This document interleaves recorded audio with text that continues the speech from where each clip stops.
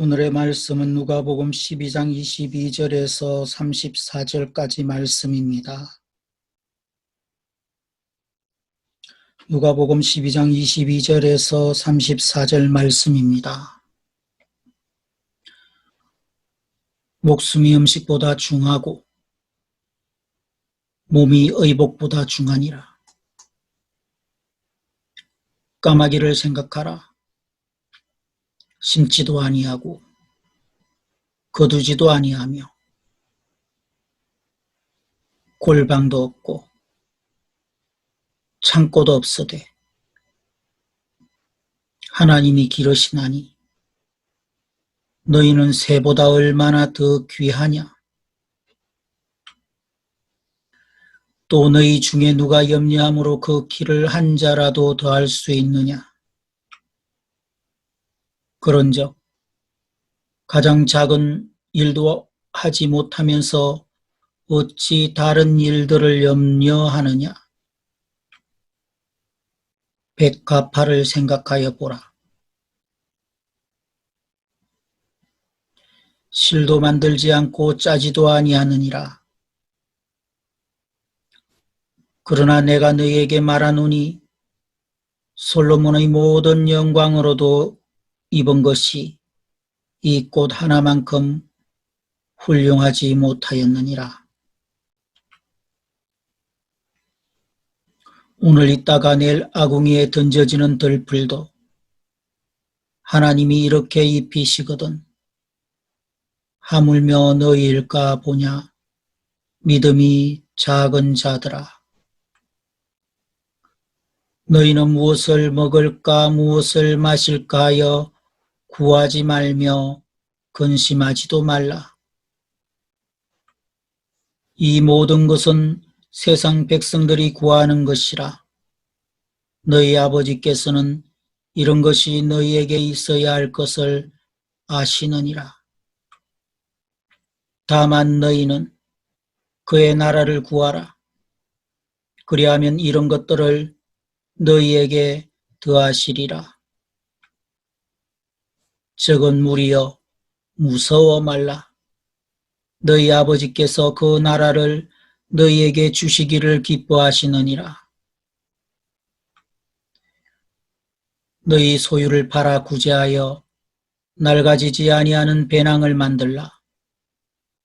곧 하늘에 둔 바 다함이 없는 보물이니 거기는 도둑도 가까이 하는 일이 없고 좀도 먹는 일이 없느니라.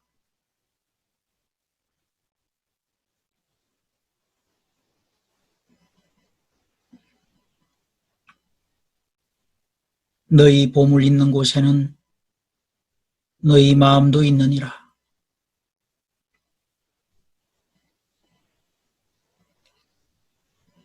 오늘의 말씀을 요약하겠습니다. 먹고 입는 일 때문에 걱정해서는 안 됩니다. 까마귀나 백합꽃은 심거나 거두지 않아도 하나님이 기르십니다. 걱정한다고 바꿀 수 있는 것은 없습니다. 우리는 세상 사람들이 추구하는 것들 대신 오직 하나님 나라를 구해야 합니다. 자기 소유를 팔아 남에게 자선을 베푸는 것이 하늘에 보물을 쌓는 일입니다.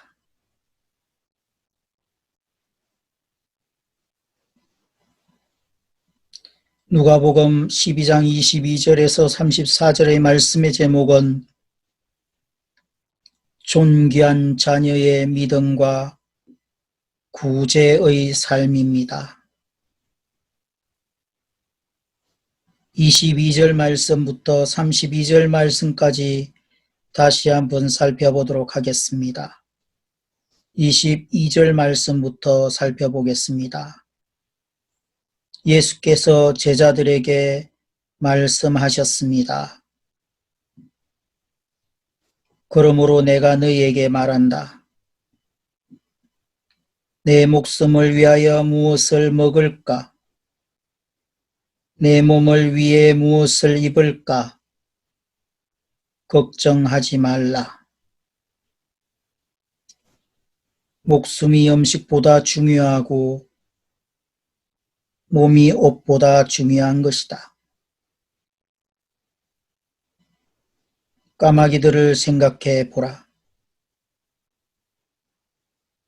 심지도 거두지도 않고 창고도 곡간도 없지만 하나님께서 그것들을 먹이신다. 그런데 너희는 새들보다 얼마나 더 귀하냐? 너희 중 누가 걱정한다고 해서 자기 목숨을 조금이라도 더 연장할 수 있느냐? 너희가 이렇게 작은 일도 제대로 못하면서 왜 다른 일들을 걱정하느냐?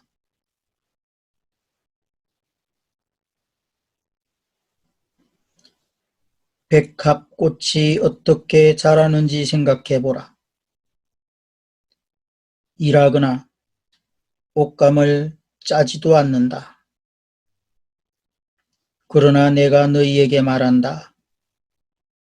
그 모든 영화를 누렸던 솔로몬이 이 꽃 하나만큼 차려입지 못했다. 오늘은 여기 있지만 내일은 불 속에 던져질 들불들도 하나님이 그렇게 입히시는데 하물며 너희는 얼마나 더 잘 입히시겠느냐. 믿음이 적은 자들아. 그러니 무엇을 먹을까 무엇을 마실까 찾지 말라. 걱정하지 말라. 이런 것들은 세상 사람들이 추구하는 것이다. 아버지께서는 너희에게 이것들이 필요하다는 것을 아신다. 그러므로 너희는 오직 그분의 나라를 구하라.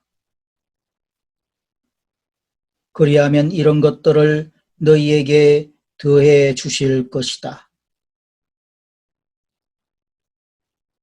두려워 말라. 적은 무리여. 너희 아버지께서 그 나라를 너희에게 주기를 기뻐하신다. 12장 22절에서 32절 말씀의 제목은 걱정하지 말라입니다. 예수님의 가르침은 일상적인 소재에서 시작됩니다. 하늘을 날아다니는 까마귀나 들판에 피어있는 백합꽃이 대표적입니다. 예수님은 이런 것들에서 제자의 삶을 일깨워줄 교훈을 이끌어내십니다.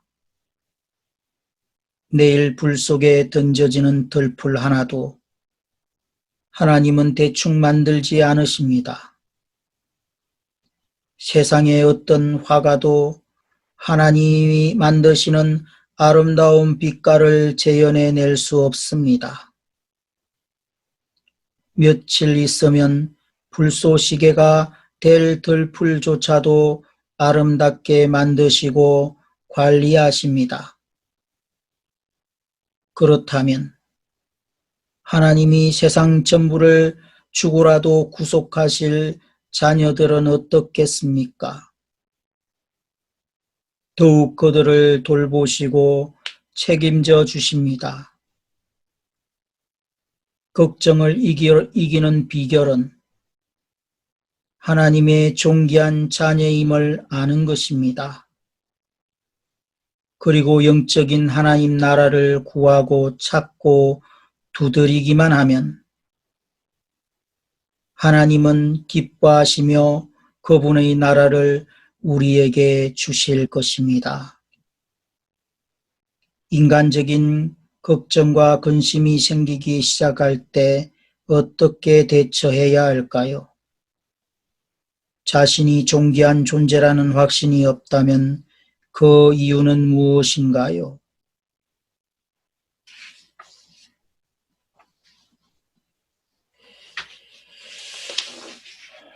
33절에서 34절 말씀까지 살펴보도록 하겠습니다.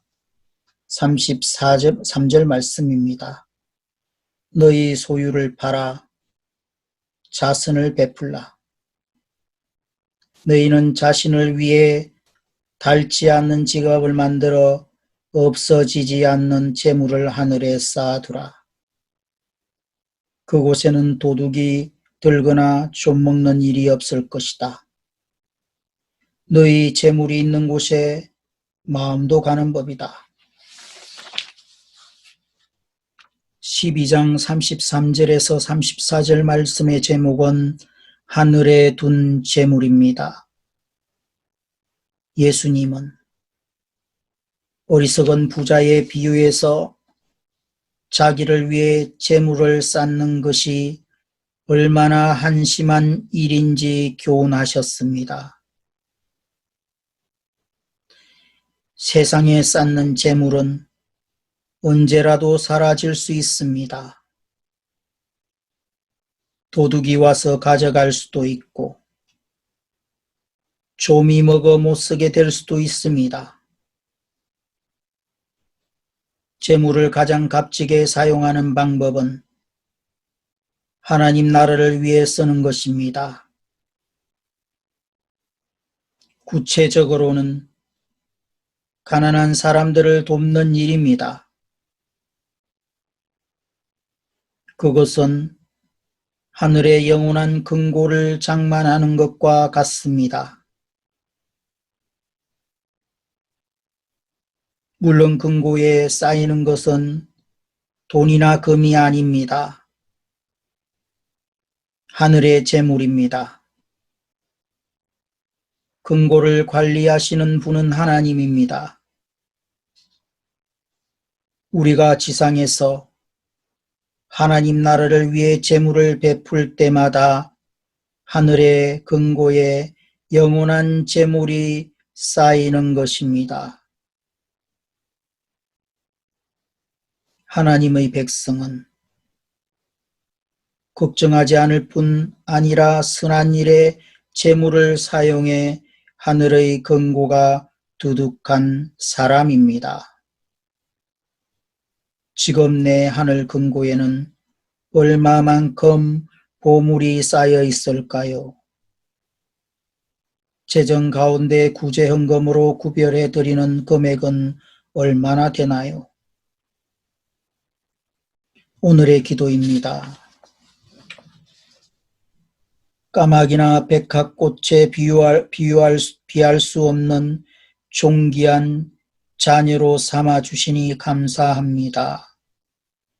걱정보다 하늘 아버지에 대한 믿음을, 움켜쥐기보다 베푸는 삶을 선택해 하늘의 재물을 쌓는 사람이 되게 하소서.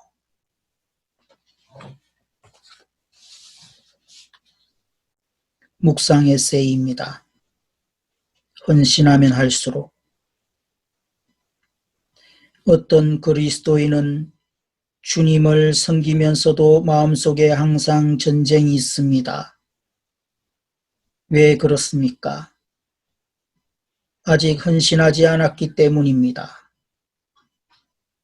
주님께 완전히 헌신된 그리스도인에게는 기쁨이 있고 삶의 승리가 있고 마음의 갈등이 없습니다. 그러므로 그리스도인은 반드시 헌신해야만 합니다. 누가 하나님의 종이 됩니까? 하나님께 헌신하는 사람입니다. 많은 사람이 하나님의 종이 되면 하나님이 자기를 어렵게 하실지도 모른다고 생각해 헌신하기를 두려워합니다. 그러나 이것은 하나님을 모르는 사람의 생각입니다. 한 사람이 아들을 둔 어머니에게 순복과 헌신에 대해서 이러한 비유를 들어 말했습니다. 당신의 아들이 고집스럽고 말도 안 들었으나 나중에 후회하며 찾아와 이렇게 말했다고 합시다.